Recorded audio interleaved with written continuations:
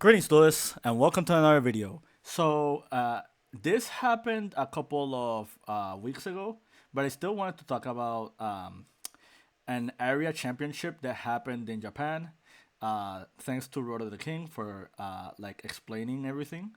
Uh, but basically, this is a 3v3 team event.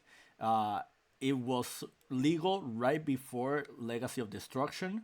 So this was the last event with just under Phantom Nightmare format, which means that the Sinful Spoil Snake Eye Fire King deck was legal for this event, and is pretty much a very similar meta game to the one we're just entering. So, what I wanted to cover today was a deck that I've already profiled on this channel before. It's a deck that I actually like a lot, and I know people have been asking for updates involving that strategy. And that deck is Vaylantz. So, for those who are unfamiliar, Veillance is a pendulum strategy that debuted in Technical Masters. This is a deck that I actually piloted last format. I actually played it casually. I did fairly well in testing with it. I only took it to locals once, and I ended up X2. However, this deck actually came second place in a 3v3 tournament, and both his teammates were not playing the Snake Eye Fire King deck.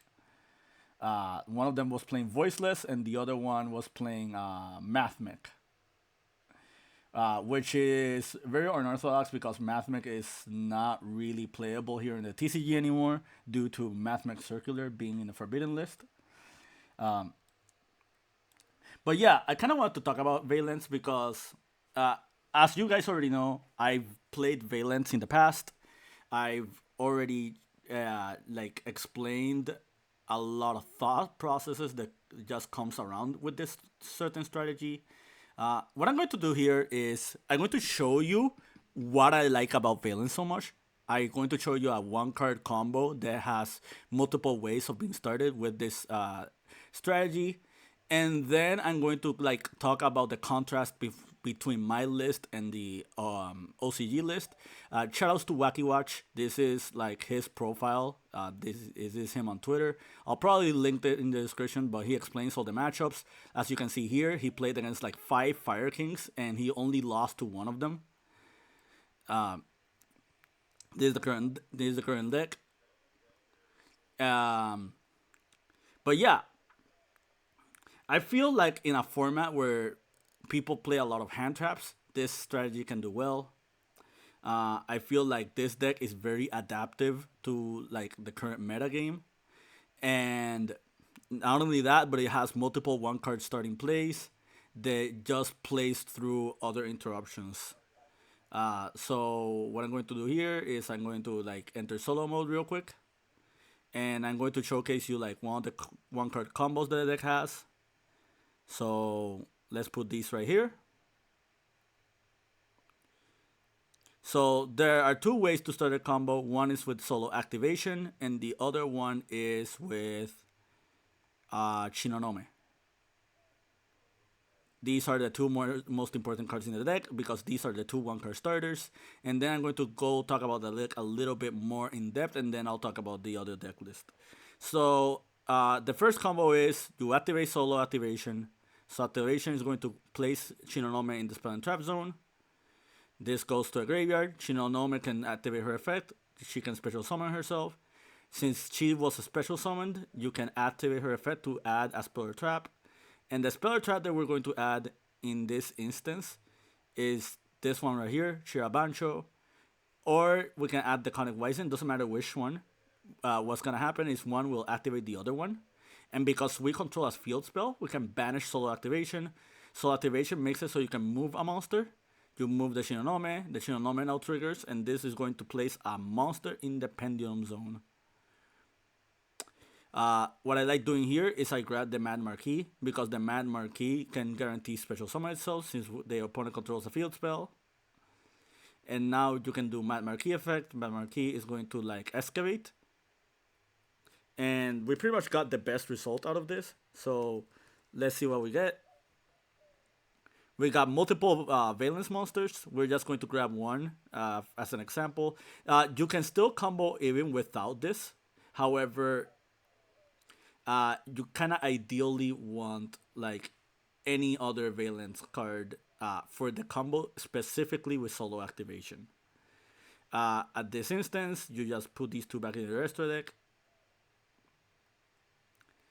We summon the Beyond the Pendulum. Beyond the Pendulum triggers. And then with Beyond the Pendulum, you just grab the higher scale. As long as it's a high scale, it doesn't matter. Uh, I am playing the Kendo Spirits because the Spirit monsters can bounce themselves back to the hand after you Pendulum Summon. And that will be important for this line of the combo. So we activate this count. You can do Viscount's effect to grab one of the Vaylantz. However, what we're going to do is just Pendulum Summon both of them. So we summon Shinonome, we summon the Marquis. This bounces to our hand. And then you can just keep playing with this. You can do other lines. Like one line that I like doing a lot is this one. Basically, we turn these into Exceed the Pendulum. Exceed the Pendulum will activate its effect. It will grab us the Shinonome back to our hand. So for next turn, we pretty much have the combo again. And we still have this board. And we have not done our normal summon. We can put this in the extra. We can put this here. And then you can turn those into Appaloosa. And this is just one example. You can do a lot of other different plays. You can special this guy and just summon IP. And then opponent's turn, just turn into SP Little Knight. You can just summon SP Little Knight outright and just have another interruption alongside the Appaloosa. There is a lot of options that you can do with just this starting play. Now I'm going to show you the combo with Shinonome instead of the solo activation. Shinonome is a lot more important because she does the combo even better because you don't really need to rely on another Vaylantz monster. So we're just going to put these back. So Shinonome is going to grab the solo activation. Solo activation is going to place one monster. The two monsters that you have as options, it has to be specifically one of these two. It's either Nazuki or Baron. The Buster Baron. If I can find it. Here it is. The reason you want to use these two specifically and no other Vaylantz monsters is because they both share the scale effect. And the scale effect is that you can move a monster to an adjacent monster zone. We're going to use the Nazuki as an example because despite being a higher level Vaylantz, Nazuki can special summon itself if we control a water Vaylantz monster. So Nazuki is going to move the priestess. The priestess is going to activate and is going to grab us a monster.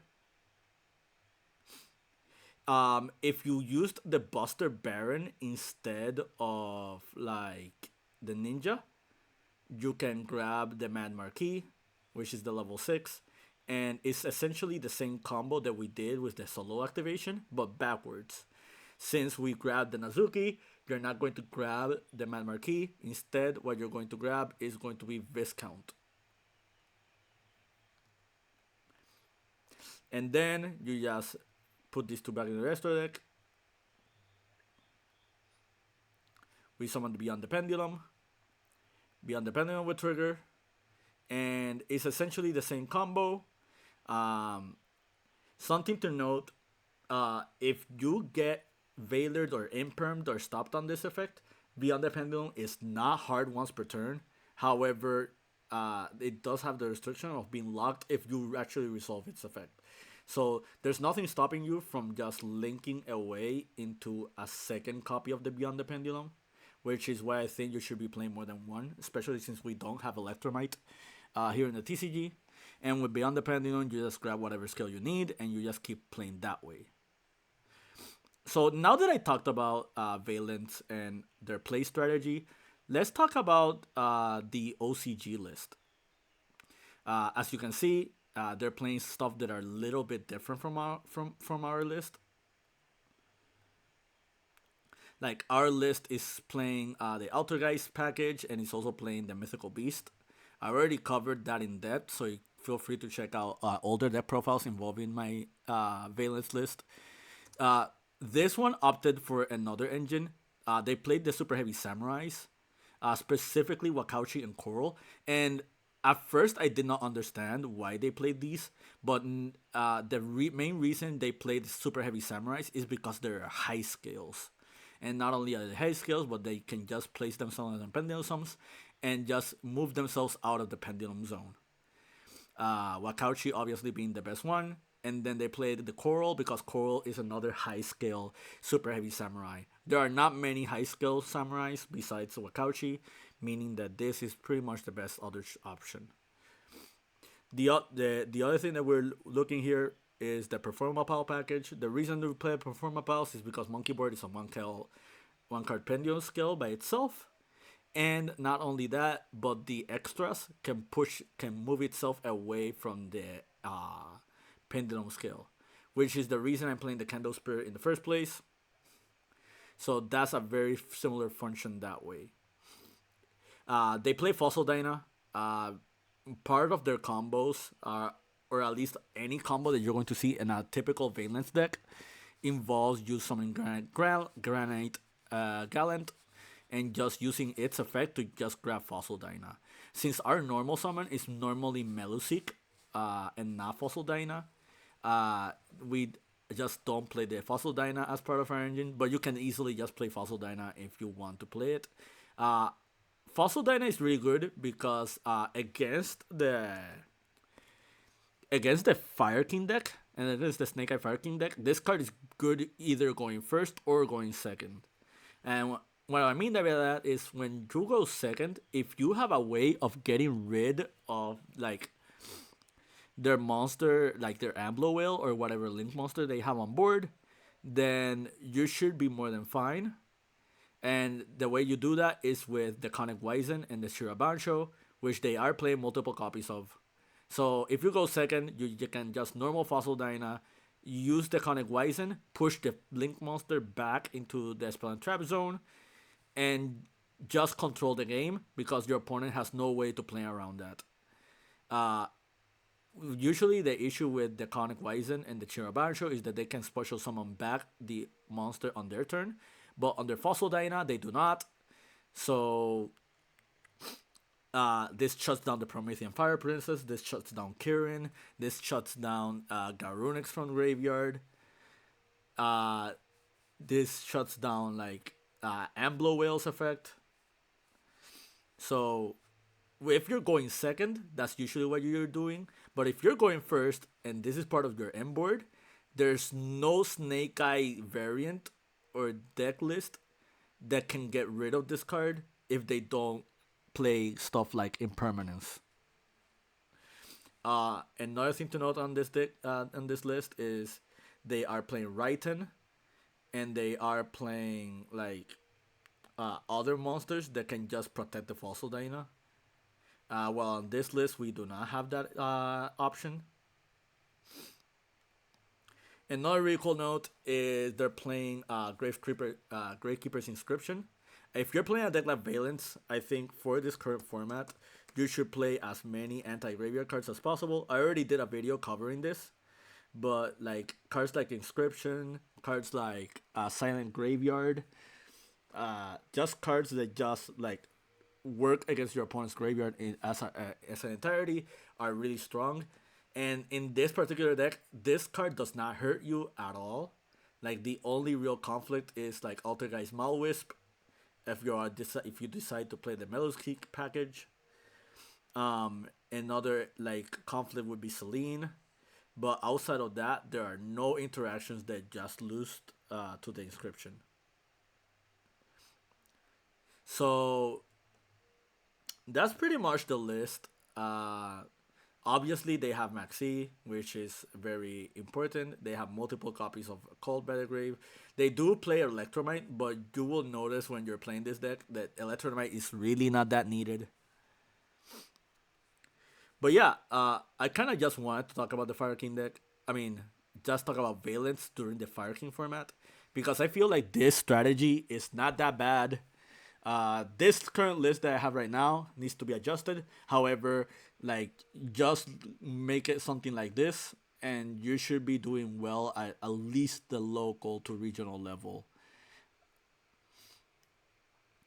But yeah, that's it from me. I hope you understood everything. I hope you found this video informative and to your liking and understanding. More videos involving Phantom Nightmare coming soon. Stay tuned. Keep practicing and keep dueling.